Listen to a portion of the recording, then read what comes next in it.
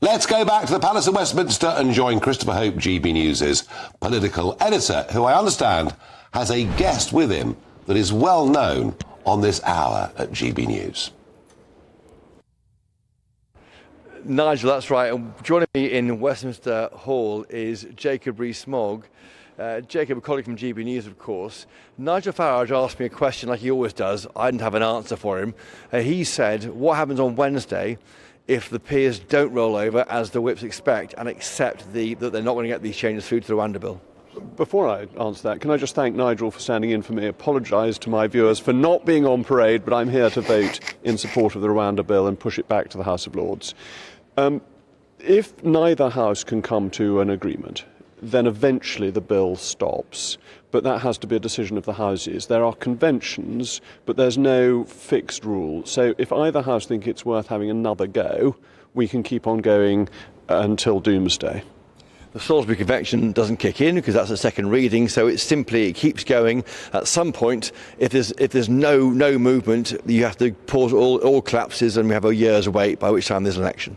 Well, I imagine the Lords will give in. They usually do. It's extremely rare for the Lords to insist on their view on a matter of policy. They sometimes insist on a constitutional matter, so length of time people may be held without trial and things like that. But it's very retrospective legislation. But it'd be very rare for them to do it on a matter of policy. I would expect them to give way. They have no democratic mandate to do this. The Lords is meant to be a revising chamber.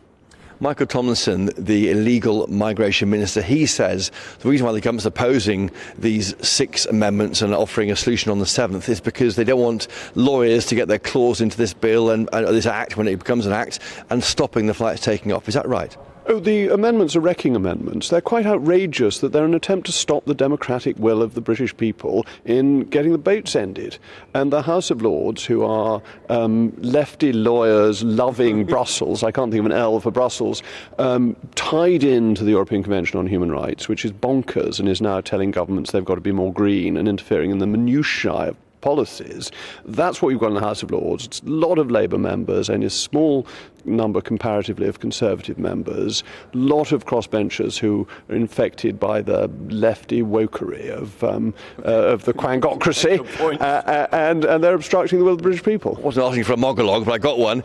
No, but my point, of course the peers would say, well, that's not very fair, Jacob, we're trying to make this better, more in line with international law and make sure that the UK isn't thumbing its nose at international conventions. The highest law in this country is an Act of Parliament. That's our basis of our Constitution. If the Lords don't understand that, they should retire from the House of Lords. It is an Act of Parliament that will come through this. That is the final word on law in the UK. And international law has a very dubious status, and in lots of cases doesn't have a court which adjudicates on it, and even if it does, isn't binding within the UK. Well, Nigel, you heard it there from Jacob Rees-Mogg, making very clear there that it can still go on and on and on, although the whip's expected to be over by Wednesday. Do you have a question for Jacob? I can give it off to him.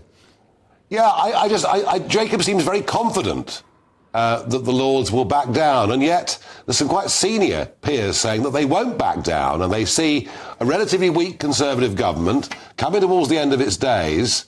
I just think the chances of obstruction are higher than Jacob thinks. Yeah. Nigel's there saying he thinks that the chances of obstruction are higher than you think. The Tory government, Nigel says, is towards the end of its days. Senior peers are saying it's not going to work. Why are you so certain this will go through by Wednesday night? I'm not absolutely certain. I think it's what the Lords should do. It would be in accordance with the constitutional norms. Lord Anderson of Ipswich has said very clearly, and he's a very distinguished, sensible peer, that it's right for the Lords to ask the Commons to think again, but it's not right for the Lords to insist. The Archbishop of Canterbury has said much the same. He will accept the will of the elected House. I think for other elderly peers to block the elected will of the British people raises questions over the whole validity of the House of Lords, which is so out of touch with the nation. And you begin to talk about whether you should create peers to get them to push this through. So this far but no further, you think the peers will say? Well, I hope so. But I didn't hear what Nigel said, but he's very wise, and so I'd probably agree with it if I'd heard it.